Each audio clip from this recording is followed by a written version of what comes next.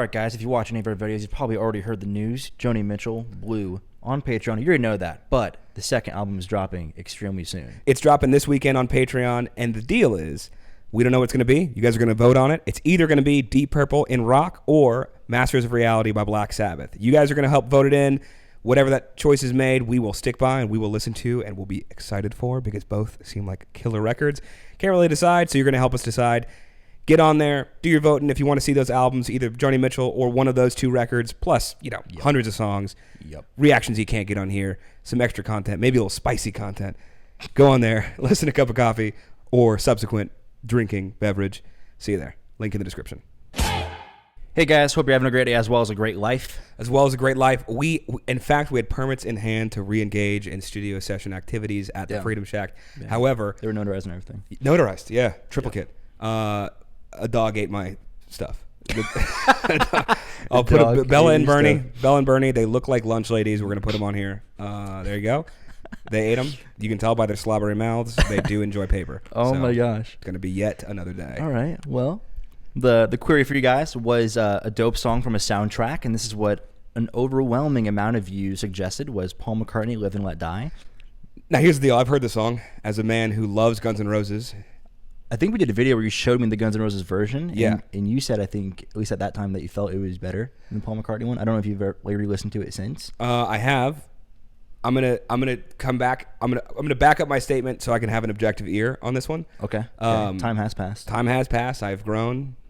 Now I wear button-ups more frequently than not. This is true. So you can tell things have changed. With a healthy amount of buttons unbuttoned. That still shows that I'm not where I want to be. One day I'll get all the way to the top, but I'm about 2 buttons in the summer. I think you only need to go one more button up. I can see that. Only one more. I can see that. I think anything past that would be regressing, actually. I couldn't even do it in this one because it is missing a button.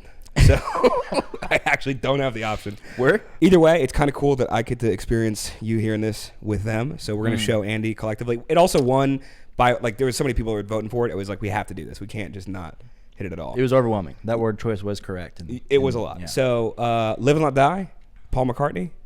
Let's do it. When you were young and your heart was an open book, you used to say, live and let live. You know you did, you know you did, you know you did.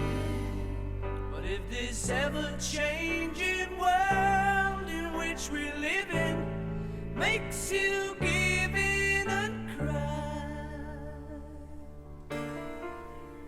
say live and let die. Live and let die. Live and let die. Live and let die.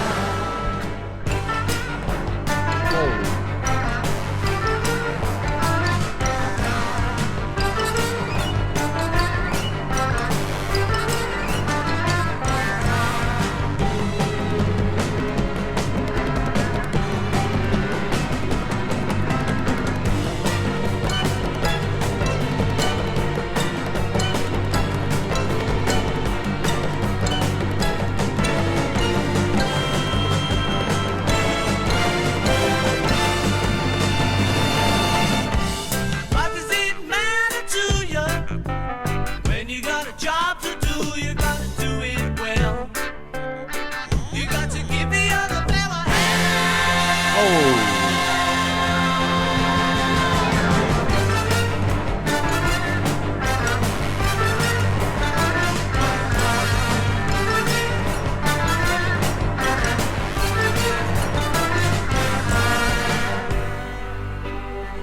Dude, it gets me so hyped. A lot of dynamics of emotion.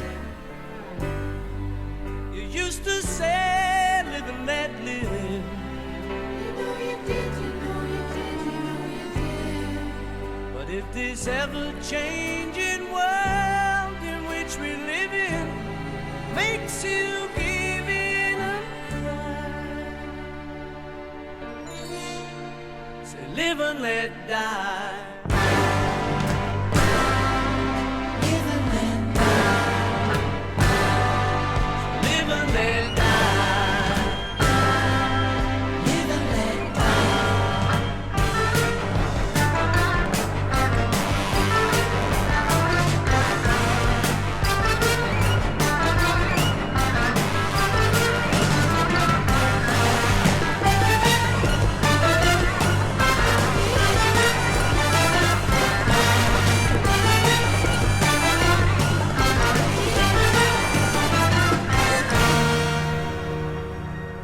Interesting final chord. I don't think I've ever noticed that. Wild. The sustain though. That sustain though. Interesting. Jeez Louise, bro.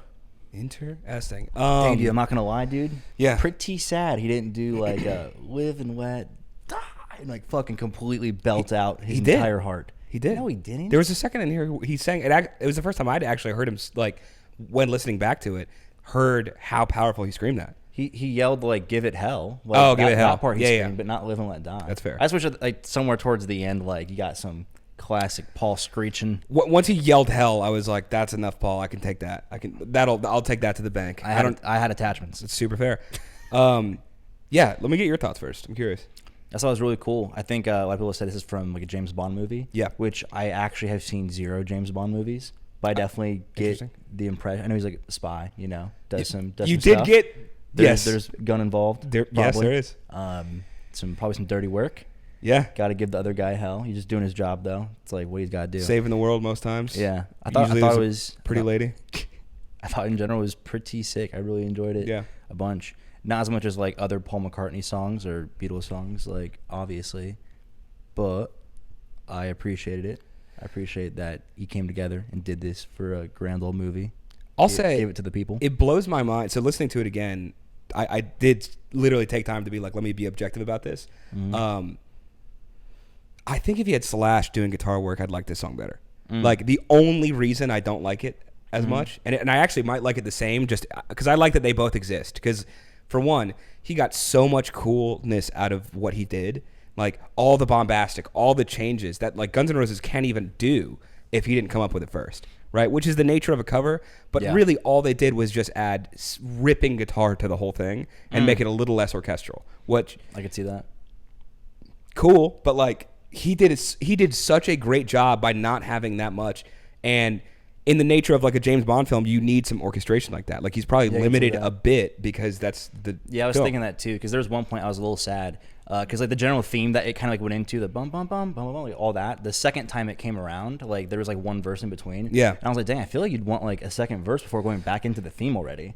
But I feel like in context of if it's used in a movie, you probably can't have like that much time for like 2 verses. Like maybe with the timing of things. I'm sure he had some constraints with writing for a Bond film that like it made him like the theme is like kind of like the central point ish and stuff. So I definitely could see that. But in terms of like a song being a song, I definitely thought that when it came back into it without another verse.